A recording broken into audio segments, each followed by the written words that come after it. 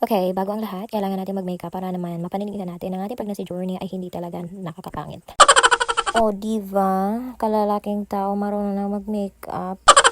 Anak ko yan. Ang dami naming ritual bago kami nakaalis. Ganyan talaga ang buhay. 2 p.m. yung call time, tapos 2:30 na. Change outfit yarn. Makeup yarn. Maliligo naman din.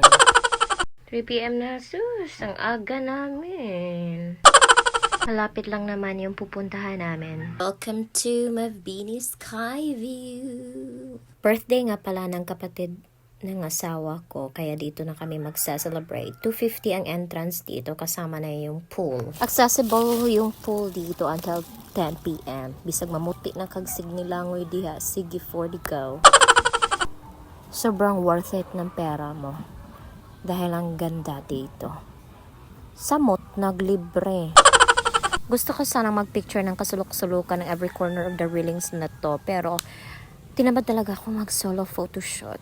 Wala naman akong masugo dahil yung mga tao dito busy din. Sa susunod na lang pag may libre ulit.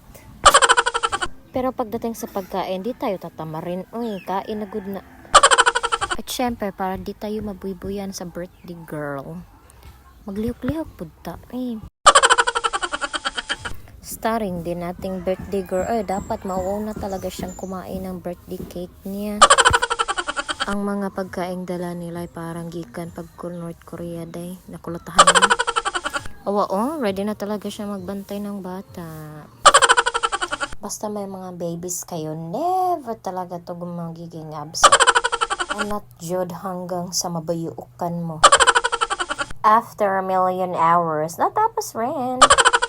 Talaga mawawala ang mga ganito na pag may makita kang sa amin.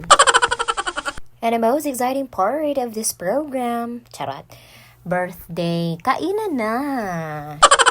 Hindi kami na-inform na wala dakod sarat tinidor, kakamutin naman dahil.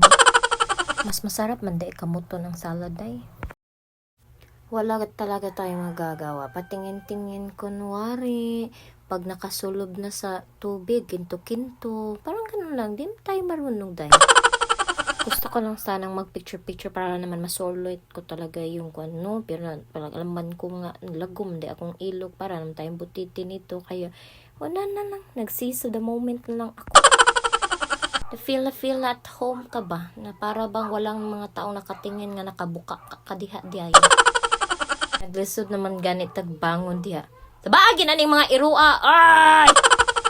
Okay, sa ating pagkinto-kinto sa pool, effect good siya. Bini ko ganta day. Ang birthday girl pag yun intan ang nagtabang.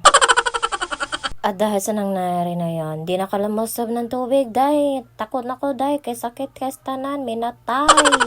Diba sabi ko sa inyo, until 10 p.m. yung pool dito. Diba, ginabi na kami dito. Dito pa rin kami.